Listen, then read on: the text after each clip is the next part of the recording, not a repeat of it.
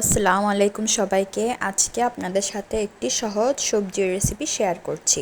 একটি ধুন্দল রান্না করছি আজকে। প্রথমে তেল দিয়েছি, এরপর কিছু পেঁয়াজ, রসুন, শুকনো মরিচ, কাঁচামরিচ দিয়ে একটু টেলে নিচ্ছি তেলের মধ্যে।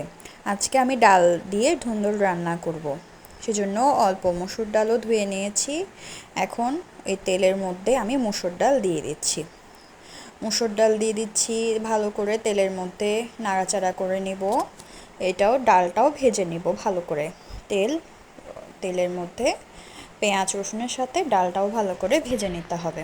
তারপরে একটু দিয়ে দিব হলুদের গুঁড়া দিয়েও ভালো করে মিক্স করে ডালের সাথে ভালো করে মিক্স করে ভেজে নিতে হবে।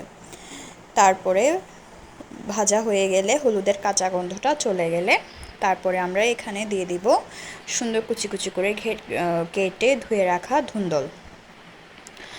জানি না আপনারা ধুন্দল বলেন, ঝিঙ্গা বলেন, চিচিঙ্গা বলেন, যাই বলেন, আমি আলাদা করে চিনতে পারি না, সেজন্য আমি একটা বললাম ধুন্দল। আপনারা হয়তো দেখলে চিনতে পারবেন।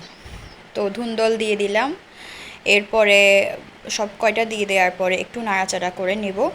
এরপরে আপনারা চাইলে ম্যাগি স্বাদ মশলাও দিতে পারেন। আমার এইখানে এই দেশে যেটা পাওয়া যায় টেস্টিং সল্টের মতো, ম্যাগি স্বাদের মতো সিমিলার স্বাদ, এখানে যে মশলাটা পাওয়া যায় আমি ওইটা ইউজ করছি। আমি আপনাদের দেখিয়ে দিচ্ছি যে আমি কোন মশলাটা ইউজ করছি। আপনাদের কাছে যে মশলা, টেস্টিং সল্ট বা ম্যাগি স্বাদ মশলা, ম্যাজিক মশলা যাই পাওয়া যায়, আমি এটা ইউজ করছি। আমাদের এখানে এটা পাওয়া যায়। তারপর এটা দিয়ে দিলাম। তারপরে দিয়ে দিলাম হচ্ছে লবণ, স্বাদ মতো লবণ দিয়ে দিলাম। তারপরে ভালো করে সব মিক্স করে সুন্দর করে নাড়াচাড়া করে অল্প একটু পানি দিয়ে নিতে হবে, যাতে ডাল সবজি ভালো করে সিদ্ধ হয়ে যায়।